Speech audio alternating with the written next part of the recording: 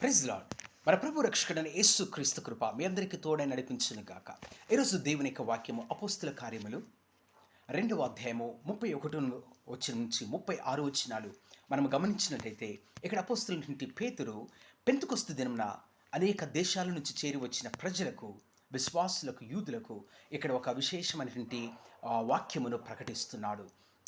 యేసుక్రీస్తు యొక్క పునరుద్ధానం గురించి మాట్లాడుతున్నాడు. 31, 32 వచనాలు మనం గమనించినట్లయితే, క్రీస్తు పాతాళములో విడువబడలేదనియు ఆయన శరీరము కుళ్ళిపోలేదనియు దావీదు ముందుగా తెలుసుకొని ఆయన పునరుద్ధానం గురించి చెప్పాను. ఈ యేసును దేవుడు లేపెను, దీనికి మేమందరము సాక్షులము. ఆమేన్. మరియు మనం చూసినట్లయితే 36 వచనము, మీరు సిలువేసిన ఈ యేసుని దేవుడు ప్రభువుగాను క్రీస్తుగాను నియమించెను, ఇది ఇశ్రాయేలు వంశం అంతయు రూఢిగా తెలుసుకొనవలననియు చెప్పెను. యేసుక్రీస్తు యొక్క పునరుద్ధానము గురించి అపోస్తలులు సాక్షులుగా ఉన్నారు. Praise the Lord. గొప్ప విషయము. ఆమేన్.